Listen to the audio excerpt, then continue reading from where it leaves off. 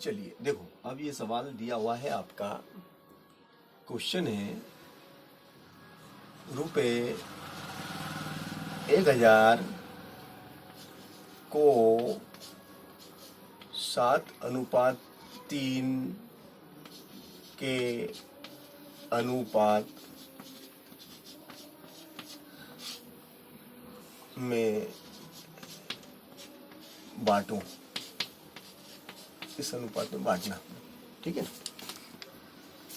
1000 रुपये को 7:3 के अनुपात में बांटो, ठीक है ना। अब इस अनुपात में हमें कैसे बांटना है देख लेते हैं।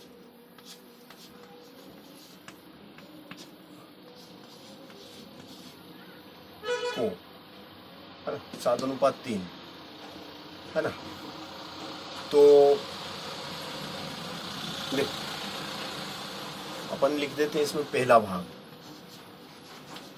अपन क्या मान लेते हैं।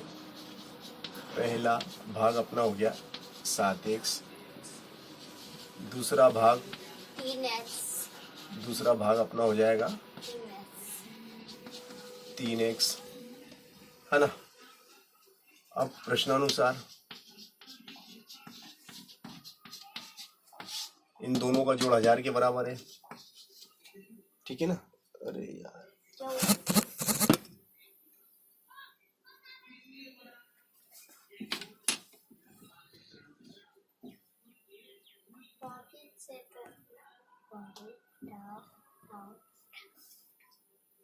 है ना।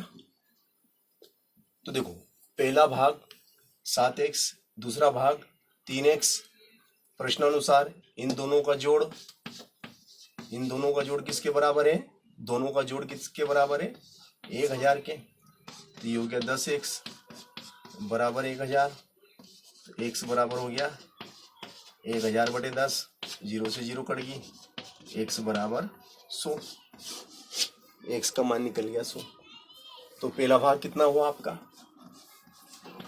x की जगह कितना आ जाएगा, बराबर कितना 700। और दूसरा भाग कितना, x की जगह 100 बोले तो कितना 300। दूसरा भाग 300। तो एक तरीका तो ये है ना। और एक तरीका और है मान निकालने का, वो भी बता देता हूँ मैं आपको।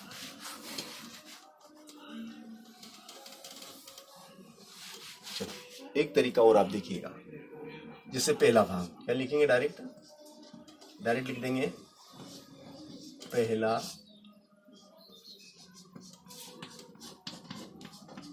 भाग। तो पहला भाग क्या होगा 1000 गुणित ये 7 ऊपर, 7 और 3 10 नीचे, ये 0 से ये 0।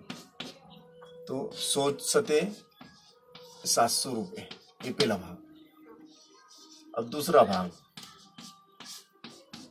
फिर 1000 ऊपर, ये 3/10, 7 और 3 10 नीचे, 10 नीचे। देखो 7 और 3 10 नीचे, पहला भाग। तो पहला अनुपात ऊपर और दोनों अनुपातों का योग नीचे।